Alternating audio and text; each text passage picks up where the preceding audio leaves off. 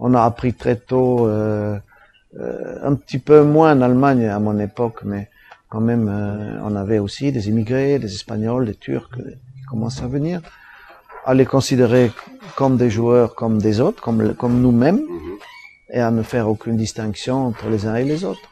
Et ça aussi, c'est grâce au football que ça devient plus facile à apprendre, à accepter, à tolérer les différences, que ce soit au niveau de, bien sûr, des origines, ou de la culture, de la langue, ou de la couleur, etc.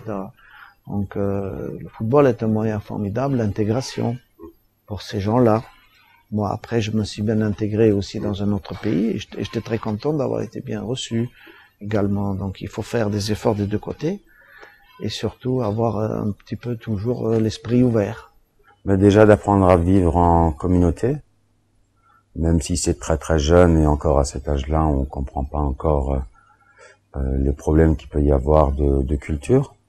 Donc dès mon jeune âge, à 6 ans, 7 ans, je me retrouvais dans un club, un quartier de Strasbourg qui s'appelle le CS Neuf, très cosmopolite, où il y avait diverses cultures déjà. Donc comme je suis quelqu'un qui est d'origine espagnole, j'ai évolué pendant très longtemps avec des Maghrébins, Algériens, Marocains, Tunisiens, et puis avec des Africains, puisque c'est un quartier populaire de Strasbourg.